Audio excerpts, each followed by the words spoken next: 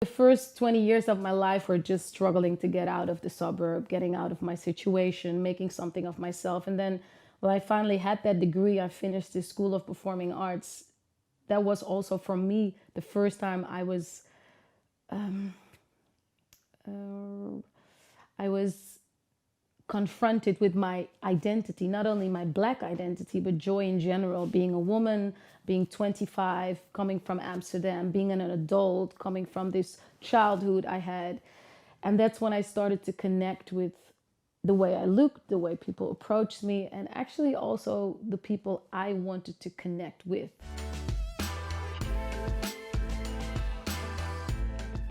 And there was a big transition. So in the beginning, it was only sort of blindly getting up that ladder, like higher, higher, higher. And then once I was up that ladder, I had sort of time to see what was out there and if I would fit in and how I could recreate that reality on top of that ladder.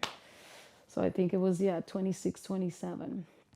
And then I started to connect with people who wanted to tell different stories and saw me in a different way. Yeah. And who are these people?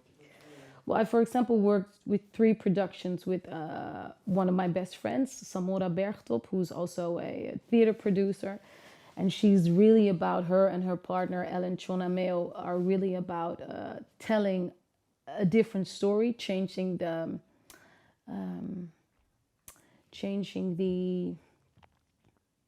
I want to say perspective, but changing the narrative. And that is a place where I really felt that I belonged, because they picked a place, like they did A Raisin in the Sun, they did Benita's Place, which were plays that were never played here in the Netherlands. There was never a company that even dared to work only with black actors. This was like, oh my God, and no one's gonna go to the theater, no one is interested in that story.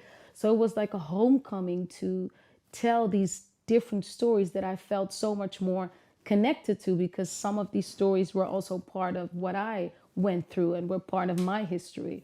So that was definitely a connection. I worked with some jazz artists doing shows about Billie Holiday, about Louis Armstrong.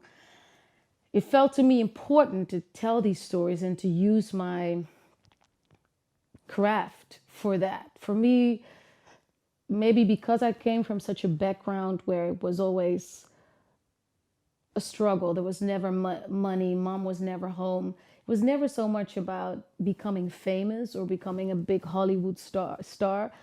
But I always wanted to sort of give value to that sort of life, because it might be sad to grow up in a suburb, mom never home, dad, I don't even know who he is and where he's from. But to me, it was life and it was meaningful and it had value. And for it to see portrayed so many times in film and theater as something sad or problematic or linked to crime or whatever was so disrespectful to me also. So I thought it's for me to tell that story in a respectful way. And if someone needs to do it, then let us or me do it. So yeah, that was also always sort of a drive for me to use my craft to tell that, but in an honest way. Yeah. Do you get that? Yeah, Yeah, yeah. okay. I just let you finish. Oh, okay. You're like, she needs more? No.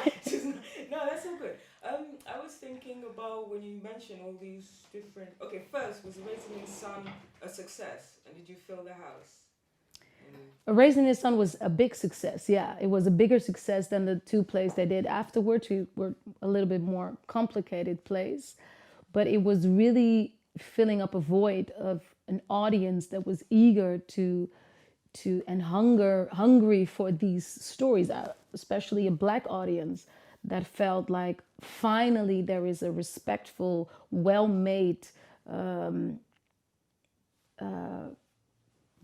prize-winning piece made by a black writer, made by with black actors that we are going to play, and we're going to do it well. And it was done very well.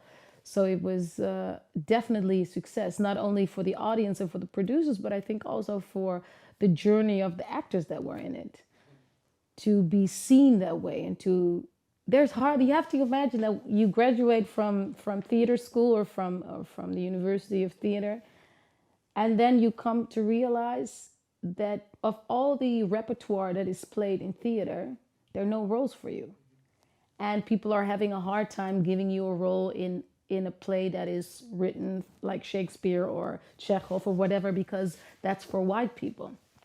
So you graduate with all these hopes to be playing these lead roles. You're talented. Everyone agrees that you're so talented, but they never give you a role because there are no roles for you. So to find these plays, and there are tons of these plays actually, they just don't play it here, where there are actual developing layered characters, is for a bliss. And that's the only way you can grow as an actress, if you are given material that can make you grow.